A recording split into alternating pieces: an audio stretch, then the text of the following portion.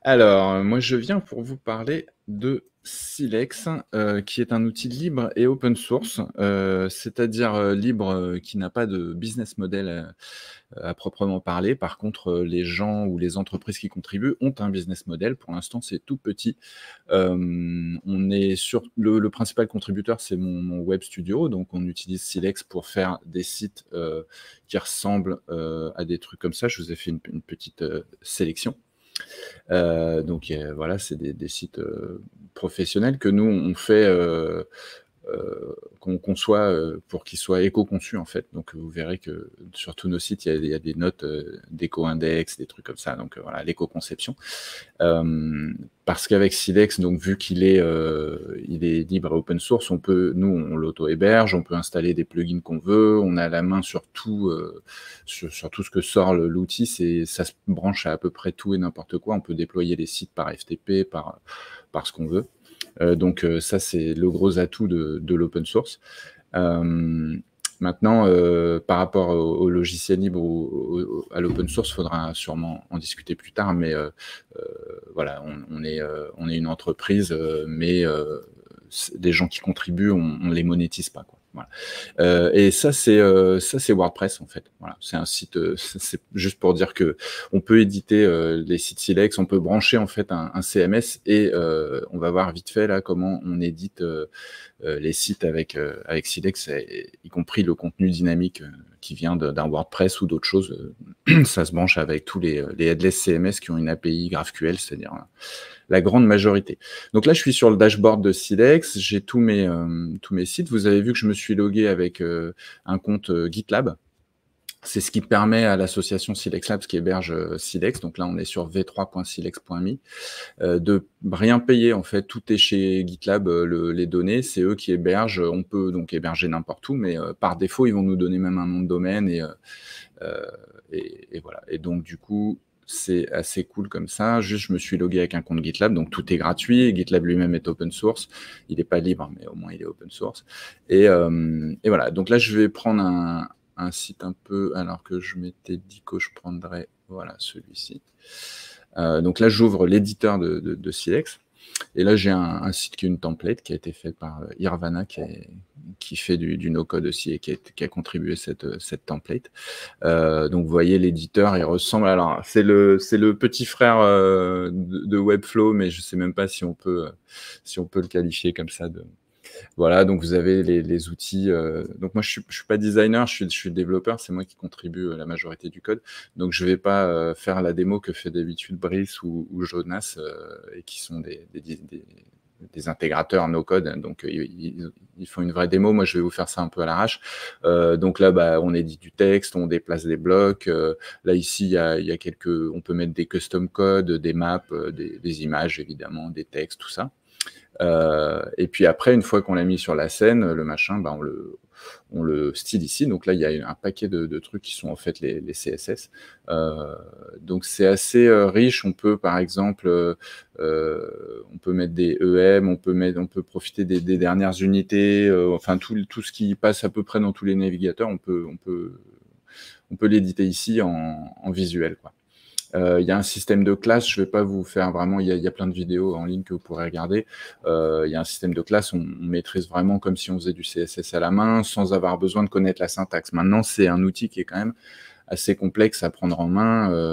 Voilà, il faut connaître les bases du HTML ou les apprendre avec Silex, mais ce qui est un atout selon moi, puisque tout ce qu'on apprend dans Silex, en fait, on peut le réutiliser après pour faire du code à la main.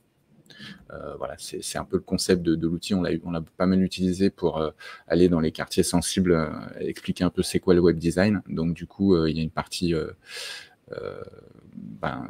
comment dire, de pour apprendre des standards plutôt que d'aller apprendre vraiment du Silex, quoi.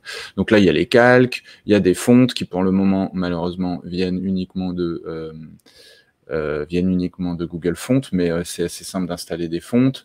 On les cherche ici et elles arrivent. dans la liste qui est là et on les sélectionne, voilà. Et puis on peut aussi installer ses propres fonds puisqu'en fait là dans les settings, j'ai un endroit code et ici je peux y mettre le code que j'ai envie. Voilà, donc on peut y mettre c'est du HTML, ce sera collé dans le head du site. Donc là, vous voyez que c'est un peu technique. En tout cas, moi, je suis technique, donc je l'utilise aussi de manière un peu technique. On peut tout maîtriser, donc ça va le type de balise. Donc là, par exemple, si je veux que ce soit un P plutôt qu'un un A, c'est con parce que c'est un lien. Donc celui-là, par exemple, c'est un H2, je peux le mettre en P. Voilà, on peut faire un peu tout ce qu'on veut avec les tags HTML. On peut rajouter aussi des attributs. Alors, s'il n'y a pas ceux que vous voulez, par exemple, pour une image, il va y avoir la source ici, qui est disponible ici directement. Mais si vous voulez ajouter, par exemple, des ARIA pour tout ce qui est accessibilité, etc., vous pouvez le faire ici en ajoutant un attribut. Donc, on fait plus, on ajoute l'attribut et il se retrouvera dans le HTML ici. Voilà. Et ce qui est marrant, c'est que là, donc, on est d'accord, j'ai juste créé mon compte GitLab. Et je me retrouve à publier sur GitLab page par défaut. Donc, je peux choisir, je ne vous ai pas montré, mais il y a d'autres options. Je peux choisir de publier tout simplement un zip, donc ça me donne un zip à télécharger. Ou bien je peux publier sur un FTP, donc ça me demande les accès, et puis ça publie sur n'importe quel hébergement. Mais là, j'utilise par défaut, j'utilise GitLab, en fait. Et donc, du coup, ça me permet de publier mon site en ligne hyper facilement. Ils vont me donner un nom de domaine, mais je peux mettre le nom de domaine que je veux. C'est gratuit, c'est un hébergement de qualité, ça booste, surtout que ce que produit Silex, c'est des sites statiques. Donc ça fait des scores de fou là dans tous les trucs qui mesurent, Google PageSpeed ou bien les websites Carbone et tout, ça, on a des super scores. Parce que c'est des sites statiques, donc vous pouvez les télécharger, les héberger où vous voulez. Donc là, il me l'a publié. Donc quand je clique ici, je vais me retrouver sur mon site, voilà, bon. Et ici, vous voyez, ça m'a donné une URL en fait en gitlab.io, voilà, voilà. Et je peux accéder en fait, si après j'ai envie d'aller un peu plus loin, je vais avoir accès à des settings ici, qui sont les settings GitLab page. Donc il me dit, voilà, bon, alors c'est GitLab, hein, c'est un truc de développeur, mais là on n'est pas obligé de l'utiliser. Les gens peuvent juste changer leur nom de domaine et on n'en parle plus, ou bien garder celui-là. Mais si on est développeur, on va pouvoir non seulement accéder à tous les fichiers, le code du site lui-même, pour modifier quelques trucs. Alors attendez, c'est où? Voilà, parce que c'est zoomé à mort. Voilà. On arrive à la fin de la à la fin déjà? Wow. Ouais, ok, ouais. et ben voilà, j'ai pas montré, mais on peut brancher des CMS. On peut brancher des CMS ici. Là, par exemple, il y a WordPress qui est branché. Voilà. On pourra revenir dessus peut-être un peu Oui, pendant bien sûr. le débat, si tu peux rester avec nous. Parce que c'est vrai que c'est D'accord. Ouais, aussi bien un sûr. avantage de Web Studio dont Mylène va nous parler, donc ça pourrait être intéressant de comparer, oui. ces deux solutions. Donc je retiens le déploiement via GitLab et via FTP aussi. Donc si je comprends bien, c'est aussi simple que de prendre un hébergement chez n'importe quel hébergeur, d'aller mettre les fichiers sur le FTP et tout marche. Il n'y a rien de plus compliqué Voilà, que ça. ouais. Ok. Non, ouais, ça publie même automatiquement. Tu n'es pas obligé de les télécharger, d'aller les mettre sur ton hébergeur. Ça les publie par FTP directement. De la même manière que GitLab, là. Ouais. Pour parler pricing, là, pour le coup, le pricing de Silex, c'est plutôt facile. Ouais, bah donc les seuls trucs que tu vas payer, c'est si, enfin, nous on n'a jamais atteint les limites de GitLab, mais GitLab, au bout d'un moment, si tu builds beaucoup de sites, tu déploies une cinquantaine de sites, peut-être ils te demanderont de payer à un moment le déploiement, mais tout le reste est gratuit. Le nom de domaine, voilà, le nom de domaine, tu es obligé de le payer si tu veux ton nom de domaine perso, mais c'est tout. Et dernière question sur les possibilités de l'outil.